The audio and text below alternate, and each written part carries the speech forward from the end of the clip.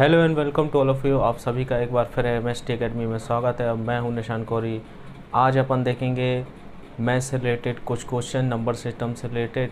अपन ने नेक्स्ट इसके पहले वीडियो में देखा था कुछ क्वेश्चंस, अभी कुछ ज़्यादा क्वेश्चंस अपन देखेंगे। तो चलिए स्टार्ट करते हैं आज का वीडियो। तो पहला क्वेश्चन आपका कह रहा है, एक संख्या और उसके 2/5 हिस्से का अंतर 30 है तो वह संख्या क्या होगी। मतलब कोई संख्या है, उसके 2/5 का जो डिफरेंस है वो 30 है, तो आपको बताना वो संख्या क्या होगी।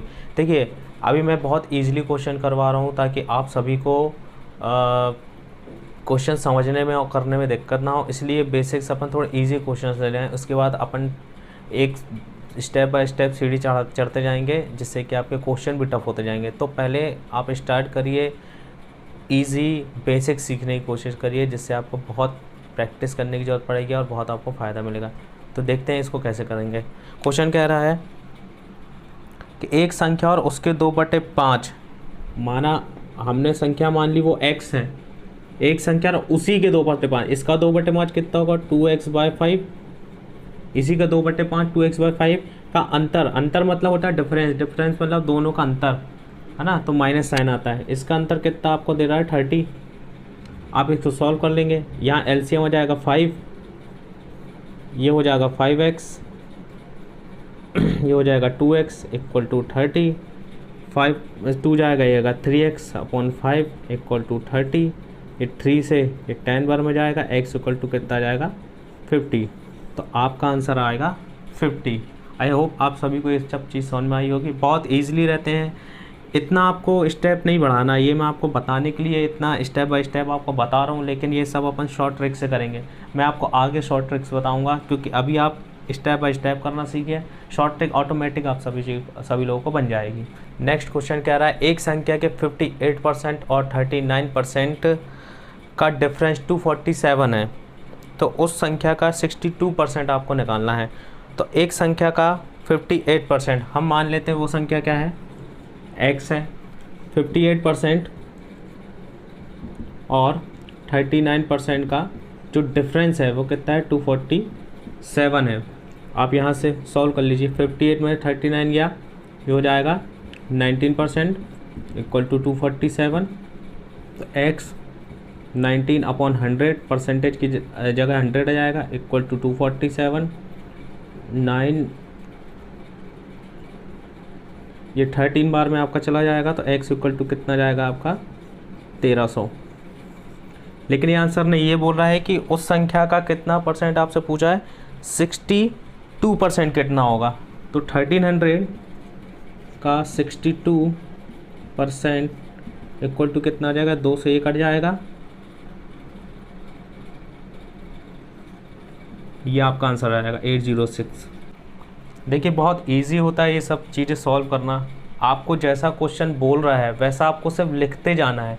क्वेश्चन ने बोला, आपने लिखा, हमने लिखा कि भाई किसी संख्या, कोई संख्या, जो भी संख्या है, x मान लो, y मान लीजिए, किसी संख्या का 58% और 39% का डिफरेंस आपको दिया है, अंतर, मतलब इन दोनों का अगर मैं अंतर करूँगा तो इतना आएगा, ठीक है। तो हमने उसको सॉल्व करके निकाल लिया। ऐसे आप बहुत ईजी तरीके से आप निकाल सकते हो। नेक्स्ट क्वेश्चन कह रहा है कि एक संख्या के वर्ग में से, कोई संख्या उसके वर्ग में से 12 का क्यूब घटाने पर 976 आता है, तो वह संख्या क्या होगी। तो देखिए क्या बोल रहा है, एक संख्या मान लीजिए कोई संख्या है x है, उसके स्क्वायर में से 12 का क्यूब घटाने पर कितना आता है 976 आता है।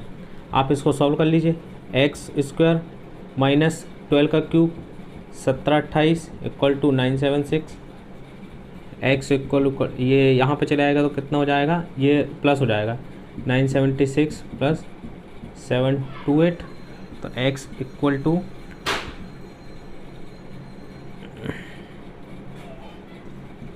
ये आपका x की वैल्यू निकाल लीजिए, ये अंडर रूट में जाएगा। तो ये किसका अंडर रूट होता है, ये होता है 252, ये आपका आंसर। मैं रूट निकालना आपको बताऊंगा नेक्स्ट वीडियो, रूट और एलसीएम वगैरह, एलसीएम सबकी होगी HCF LCM की। अभी आप इसको सिर्फ समझिए कि इसका करने का तरीका क्या है। ये सब चीज़ें मैं आपको सिखाऊंगा कि इतनी जल्दी प्लस क्यों जाता है, इतनी जल्दी माइनस कैसे लेते हैं, इसका क्यूब इतनी जल्दी कैसे निकल जाता है, ये सब मैं आपको शॉर्ट ट्रिक बताऊंगा आगे। ये इन्हीं की वीडियो होगी, LCM HCF और cube square cube and cube root square root, ये सब मैं आपको निकालना सिखाऊंगा। नेक्स्ट क्वेश्चन कह रहा है 4 क्रमागत सम संख्याओं का योग 228 है, तो उनमें सबसे छोटी संख्या क्या होगी। 4 क्रमागत सम संख्या, क्रमागत सम संख्या का मतलब ये होता है कि क्रम पे, अब सम संख्या बोला तो 2 4 6 8 10 ये हो सकती है, लेकिन उसने ये नहीं बोला कि शुरू से क्रमागत संख्या, ये जरूरी नहीं है, आप ये भी हो सकती है 16। क्रमागत सम संख्या है ना, ये क्रमागत मतलब लाइन से कि 10 के बाद 12 फिर 14 16 ऐसे चलता है। तो आप कैसे पता करेंगे कि 2 4 6 8 है या 10 12 ये है या फिर ये है ना। आपको ये नहीं पता कि आप ये वाला रखेंगे, ये वाला रखेंगे, 4 क्रमागत सम संख्या कौन सी होगी। तो उसके लिए हम क्या करते हैं, उसके लिए पहली संख्या मानते हैं x, दूसरी संख्या मानते हैं x प्लस 2, तीसरी मानते हैं x प्लस 4 और चौथी होती है x प्लस 6। इन सबको जोड़ने पे बोल रहा है कितना आता है 2 2 6 आई थिंक 2 2 8 आता है, 2 2 8 आता है। अगर मैं यहाँ पे x को मान लेता हूँ 2, क्योंकि सम संख्या को बोल रहा है 2, तो पहली संख्या हो जाएगी 2 और यहाँ पे हो जाएगी x प्लस 2, x प्लस 2 मतलब 2 प्लस 2 कितना हो जाएगा 4, यहाँ पे हो जाएगा 2 प्लस 4 6, यहाँ पे हो जाएगा 6 प्लस 2 8। अगर मैं x की वैल्यू 2 पुट करूँ तो, अगर 4 पुट करूँ तो भी वही बात होगी, यहाँ पे हो जाएगा 4, यहाँ पे हो जाएगा 4 प्लस 2 6, यहाँ 4 प्लस 4 8, यहाँ 4 प्लस 6 10।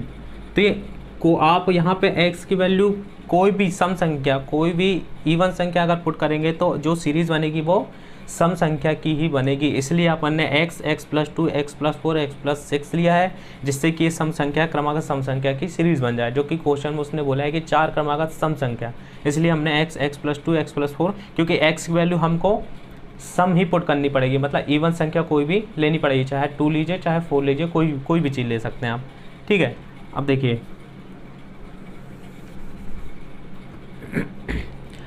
इसको x 2 3 4 मतलब 4x प्लस 6 4 10 2 12 इक्वल टू 2 2 8। तो 4x इक्वल टू क्या हो जाएगा 2 2 8 माइनस 12। तो 4x इक्वल टू क्या हो गया, इक्वल टू क्या हो जाएगा 6 1 2। x इक्वल टू कीजिए, इससे कट जाएगा, कितना जाएगा 4 54। यह आपका आंसर है।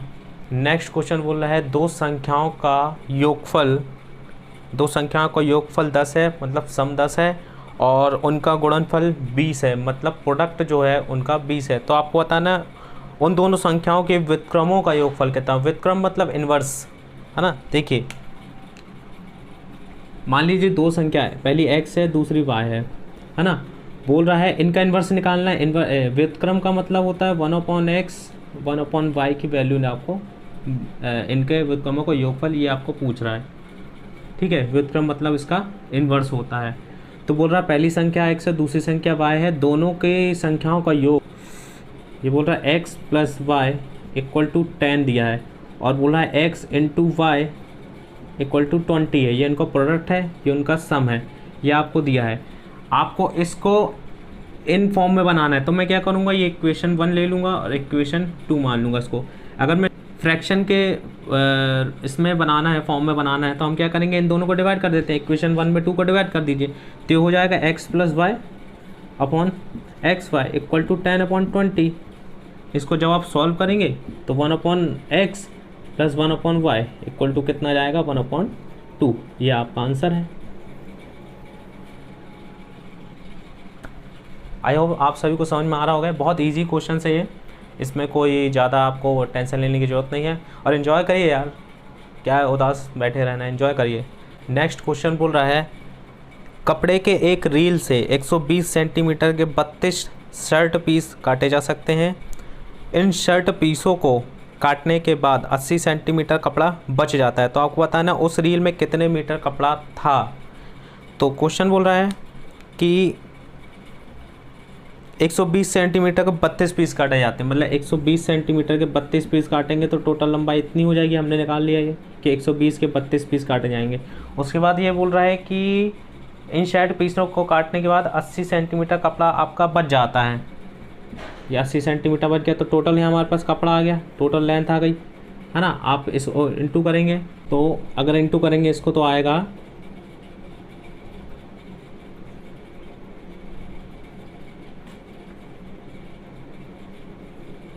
ये 3, यह जाएगा आपका सेंटीमीटर। काय में दिया ये आपका दिया है इसने सेंटीमीटर दिया, ये सेंटीमीटर दिया है और आपको पूछा है इसने कि मीटर में कितना आंसर आएगा। तो आप इसको 3920 डिवाइड बाय 100 कर देंगे, इक्वल टू कितना आ जाएगा 39.20 मीटर। यह आपका आंसर है। सेंटीमीटर को हमने मीटर में कन्वर्ट कर लिया है। 1 मीटर बराबर होता है 100 सेंटीमीटर। ठीक है, नेक्स्ट क्वेश्चन भी वही कह रहा है कि कपड़े के एक रील से 125 सेंटीमीटर के 25 शर्ट पीस मतलब टुकड़े काटे जा सकते हैं। इन टुकड़ों को काटने के बाद 90 सेंटीमीटर जो कपड़ा आपके पास बच जाता है। तो आपको बताना है रील में कितने मीटर लंबाई का कपड़ा था, मतलब रील में कपड़े की लंबाई कितने मीटर, आपको मीटर बताना और यहाँ पे सेंटीमीटर में आपको दिया है। तो 125 मीटर के, ठीक है, करेंगे ऐसे ही 125 मीटर के 25 फीट काटा और 90 सेंटीमीटर आपका कपड़ा बच गया। 125 सेंटीमीटर के 25 पीस काटा और बचा कितना है उसको भी ऐड कर लेंगे, 90 सेंटीमीटर आपका सेंटीमीटर में ये कपड़ा बच गया, है ना। अब इसके बाद क्या पूछ रहा है वो, इसके बाद बोला रील में कपड़े की लंबाई कितनी होगी। ठीक है, इसको इंटू कर लीजिए।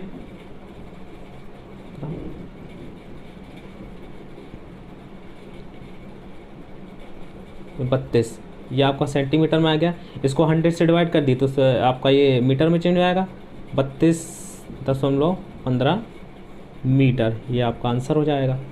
ठीक है, ये इंटू करना ये सब मैं आपको बताऊंगा इजीली कि कैसे किया जाता है। डायरेक्ट मैं 25 का टेबल पढ़ रहा हूँ इसलिए बहुत इजी से ये सॉल्व हो जा रहा है मेरे से। मैं आपको सब चीज़ें स्टेप बाय स्टेप बताऊंगा। अभी तो आप स्टेप बाय स्टेप ही चलिए, एक्चुअल में आप इसको शॉर्ट कैसे करेंगे तो इतनी जल्दी आपको समझ में नहीं आएगा। तो अपन धीरे धीरे आगे बढ़ेंगे, है ना। अब धीरे धीरे कदम बढ़ाएंगे तो ही आप ऊंचाइयों तक जा सकेंगे, डायरेक्ट छलांग मत मारिए। ठीक है, चलिए नेक्स्ट बोला है अगर किसी संख्या का 7/8 और उसके दुगने के बीच का अंतर 81 है तो वह संख्या क्या होगा। अगर किसी संख्या, मान लीजिए कोई संख्या x है ना, x का 7/8 मतलब 7x/8 ना, कोई संख्या x है उसका 7/8 और इसी संख्या का 2 गुने मतलब 2x के डिफरेंस कितना आपको दिया है 81, तो आपको वो संख्या निकालनी है। तो यहाँ से क्या जाएगा 16x, एलसीएम ले लेते हैं अपन इसका, -8x divide by 8 equal to 81। तो आप माइनस करेंगे कितना हो जाएगा,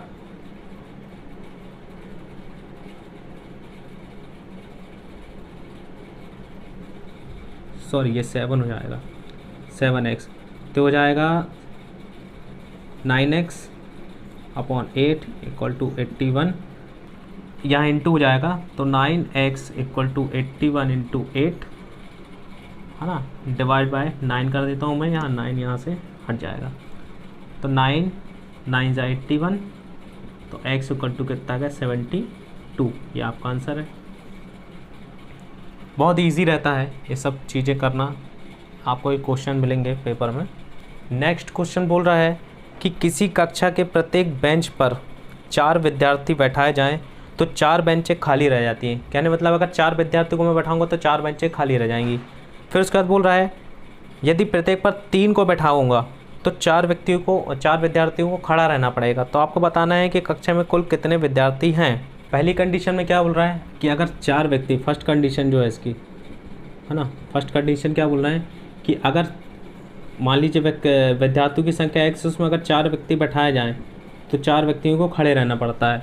ये आपकी पहली कंडीशन है। उसके बाद बोल रहा है कि अगर 3 विद्यार्थियों को बैठाए जाएंगे तो 3 विद्यार्थियों को बैठाएंगे तो 4 विद्यार्थियों को खड़े रहना पड़ेगा। सेकंड कंडीशन बोल रहा है कि अगर 3 व्यक्तियों को बिठाएंगे तो 4 को खड़े रहना पड़ेगा। ठीक है, ये आपकी कंडीशन है। लेकिन आप यहाँ पे एक चीज़ समझिए कि यहाँ जो बेंच हैं, बेंच इक्वल है दोनों के लिए। तो मैं अगर इन दोनों इक्वेशन को इक्वल कर देता हूँ कि x/4 + 4 = x - 4/3, क्योंकि दोनों के लिए बेंच तो इक्वल है ना। तो यहाँ से आपकी एक इक्वेशन बन गई। तो यहाँ से आप सॉल्व कर लीजिए। यहाँ पे मैं आपको स्टेप बाय स्टेप बता देता हूँ। तो यहाँ पे आ जाएगा 4 LCM, यहाँ पे हो जाएगा x + 16 = x - 4/3, है ना। यहाँ पे आप इसको इंटू कर लेंगे तो हो जाएगा, यहाँ देख लीजिए, यहाँ पे हो जाएगा 3x + 48, 3 में 16 का इंटू करेंगे 48, फिर 4 का इसमें करेंगे तो यहाँ पे क्या आ जाएगा 4x - 16। ठीक है, ये 4x यहाँ चला गया, इसको यहाँ पुट कर देते हैं। तो 4x - 3x = हो जाएगा 48 + 16, तो हो जाएगा x 64।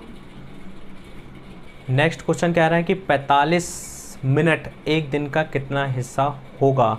मतलब जो 45 मिनट है वो एक दिन का कितना हिस्सा होगा। तो जो 45 मिनट है कितना हिस्सा होगा एक दिन का, 1 डे का, ये आपको निकालना है। 1 डे, है ना, कि 45 जो मिनट है, ये मिनट है, ये 1 डे का कितना पार्ट है। तो आप क्या करेंगे, पहले यूनिट सेम करिए। ये मिनट में है, ये डे में है। 2 यूनिट जब सेम रहती तभी ये चीज़ कटती, नहीं तो ये नहीं कटती हैं ना, कैंसिल नहीं होती। तो 45 मिनट उसको छोड़ दीजिए। एक दिन 1 डे, 1 डे मतलब 24 आवर्स, ठीक है ना। एक दिन में 24 घंटे होते हैं, लेकिन एक घंटे में कितने मिनट होते हैं, एक घंटे में कितने मिनट होते हैं 60 मिनट। तो 24 घंटे में कितने मिनट होंगे 60 × 24। आप यहाँ पे पुट कर दीजिए। यहाँ पे आपका आएगा 45 / 24 × 60। 15 से डिवाइड कर दीजिए। 15 3 मतलब 15 3 45, 15 चौको 60, 3 8 24 मतलब 8 3 24, 8 चौको 32 मतलब 1/32 पार्ट होगा। इतना हिस्सा होगा एक दिन का। 45 मिनट एक दिन का 1/32 हिस्सा होगा। नेक्स्ट क्वेश्चन बोल रहा है 90 का 20% प्राप्त करने के लिए 4.5 को किससे डिवाइड करना होगा। बोल रहा है 90 का 20% प्राप्त करने के लिए 90 का 20% आप निकालेंगे तो ये आएगा 9 दूनी 18, ये 18 आएगा। अपन ने कैसे निकाला, 20% का साइन था यहाँ पे 100 कर दिया, 0 0 काटा, ये आपका आ गया 18। तो बोल रहा है कि 4.5 को किससे डिवाइड करें, मतलब x मान लेता हूँ मैं, x से डिवाइड करें तो कितना आना चाहिए 18 आना चाहिए। तो आप यहाँ पे देखिए 4.5 x, यहाँ पे अगर मैं पॉइंट को हटा दूंगा तो यहाँ पर आ जाएगा 10 = 18।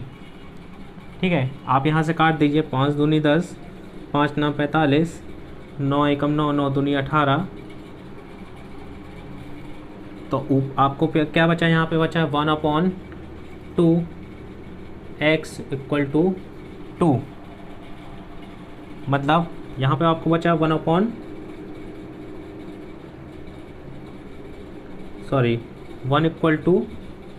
4x, मतलब 1/4 = x, मतलब 1/4 = क्या होता है 0.25। ये आपका आंसर है। 1/4 मतलब 0.25। आई होप ये आपको समझ में आया होगा। बहुत इजी है, जैसा क्वेश्चन बोलते जा रहा है वैसा आपको लिखते जाना है, वैसे ही आपको करते जाना है। ये बहुत इजी क्वेश्चन मैं आपको करवा रहा हूँ अभी। इसका मतलब ये नहीं है कि इससे टफ क्वेश्चन आपको नहीं आएंगे, आपको इससे कहीं ज़्यादा टफ क्वेश्चन आएंगे। लेकिन अगर आपने ये बेसिक कॉन्सेप्ट नहीं सीखा है तो आपको आगे कुछ भी नहीं बनेगा। ये सब बेसिक्स हैं, क्वेश्चन भले ईजी हैं लेकिन आपको ट्रिक और ये सब चीज़ें बहुत अच्छे से गौर करनी है, सीखना है। पहले प्रैक्टिस करिए, उसके बाद अपन आगे बढ़ते जाएंगे। अपन अभी किसी एग्ज़ाम की प्रिपरेशन नहीं करवा रहे हैं, SSC रेलवे का अपन कोई टॉपिक लेकर नहीं चल रहे हैं। अपन सिर्फ एक प्रैक्टिस के लिए अपन ये क्वेश्चंस वगैरह करवा रहे हैं, आपको समझा रहे हैं कि कैसे क्या करना है, कैसे क्वेश्चंस आते हैं, ये सब आपके समझने के लिए। जो फ्रेशर्स हैं वो उनके लिए बहुत इम्पॉर्टेंट है ये वीडियो। आप इसको देखिए और इससे सीखिए। थोड़ा से पोर्शन कट गया है तो आप इसको ऊपर कर लीजिए, ये हो जाएगा आपका 0.25 आंसर आपका। नेक्स्ट क्वेश्चन बोल रहा है 1 घंटे 90 मिनट एक दिन का कितने प्रतिशत है। 1 घंटे 90 मिनट एक दिन का, एक दिन मतलब 1 डे इक्वल टू 24 आवर, मतलब एक दिन में कितने होते हैं, 24 घंटे होते हैं आपके। बोला है 1 घंटे 90 मिनट एक दिन के कितने प्रतिशत के बराबर है। ठीक है, तो 90 मिनट को अगर मैं आवर में चेंज कर लूँ 90 मिनट को, तो क्या हो जाएगा 90 डिवाइड बाय 60, मतलब 3/2 आवर ये आपका हो जाएगा। 1/3/2 तो हो जाएगा 2 1 ज़ा 2 3 5/2 आवर। ठीक है, तो अब बोल रहा है 5/2 जो है वो 24 का कितने प्रतिशत है, मतलब 24 मतलब घंटे, मतलब एक दिन का कितने प्रतिशत है। यहाँ पे इंटू में 100 कर दीजिए, 2 से जाएगा 50 बार में, आप 25 मतलब 250/24 1.41 ये आपका आंसर आ जाएगा। अगर आप किसी भी एग्ज़ाम में सक्सेस होना चाहते हैं तो सबसे पहले आपको एक काम करना है, उसके लिए 3 पॉइंट हैं। सबसे पहले आपको क्या करना है, पॉजिटिव थिंक लानी है, सोच। आपकी सोच जो है वो पॉजिटिव होना बहुत ज़रूरी है। आप ये मत सोचिए कि यार मैं IAS नहीं बन सकता, मैं कलेक्टर नहीं बन सकता, मैं SP DSP नहीं बनता। आप बन सकते हो, यही सोच में आपको बदलाव लाना है। आप जब सोच नहीं बदलेंगे तो आप आगे कैसे बढ़ पाएंगे। पहले अपनी सोच को पॉजिटिव करिए। दूसरा आपका आता है हार्ड वर्क। आपसे कितनी भी मैथ्स बन जाए, कितनी भी रीजनिंग बन जाए, कितना भी साइंस याद हो जाए, लेकिन आपको हमेशा हार्ड वर्क करना है। कभी इन सब चीज़ों को छोड़ना नहीं है कि वर्क करते करते आपने छोड़ दिया, अरे यार बनता तो है जाने दो, ये आपको चीज़ नहीं करनी है। आपको हार्ड वर्क हमेशा करना है। इसके बाद जो थर्ड चीज़ आती है उसको बोलते हैं स्मार्ट वर्क। स्मार्ट वर्क इसलिए ज़रूरी है क्योंकि एग्ज़ाम में आप ऐसे सॉल्व नहीं करते रहेंगे कि 23 में 25 का इंटू करना है तो मैं 23 यहाँ लेकर आऊँ 25 और फिर 5 दिया 15, 5 दूनी 10 और 11। ये नॉनसेंस वाली बातें हैं। ये बचपन में आप करते थे। इसी को बोलता है, इसी को सॉल्व करने के लिए हम स्मार्ट वर्क का यूज़ करते हैं कि भाई हमको अगर 25 में 23 का इंटू करना है तो हम बिना पेन कॉपी के कैसे सॉल्व कर सकते हैं। इसको कहते हैं स्मार्ट वर्क। तो आपको ये नहीं करना है, तो आपको 3 चीज़ें करनी है। पॉजिटिव थिंक रखनी है, दूसरा आपको हार्ड वर्क करना है, तीसरा स्मार्ट वर्क करना हार्ड वर्क के साथ। इसी बेस पे आप अगर ये तीनों चीज़ सीख जाएंगे तो आप गारंटी है कि आप कोई ना कोई एग्ज़ाम ज़रूर क्रैक कर लेंगे जहां आपका मन हो। और सबसे पहले, इससे पहले भी एक चीज़ आती है, वो आती है टारगेट। सबसे पहले आप टारगेट सेट करिए कि आपको किस एग्ज़ाम में जाना है, किस डिपार्टमेंट का एग्ज़ाम आप देना चाहते हैं, आपका कहाँ पे मन है। आप रेलवे में जाना चाहते हैं, रेलवे की तैयारी करिए। आप डिफेंस में जाना चाहते हैं, डिफेंस की तैयारी करिए। आप PSC देना चाहते हैं या कोई भी एग्ज़ाम आप देना चाहते हैं, सबसे पहले डिसाइड करिए कि आप देना कौन सा एग्ज़ाम चाहते हैं। या व्यापम देना चाहते हैं, MP पुलिस में जाना चाहते हैं, तो सबसे पहले अपना एम डिसाइड करिए, टारगेट डिसाइड करिए, है ना। उसके बाद आप पॉजिटिव थिंक रखिए कि मैं भी कर सकता हूँ, मैं ही नहीं कर सकता हूँ, मैं भी कर सकता हूँ। उसके बाद हार्ड वर्क करिए, उसके बाद स्मार्ट वर्क करिए और आप देखिए आपकी लाइफ में बहुत चेंजेस आएंगे। तो हमेशा पॉजिटिव थिंक सोचिए और हार्ड वर्क करिए। Thank you so much. तो चलिए मिलते हैं नेक्स्ट वीडियो में। आज के लिए इतना ही। Thank you.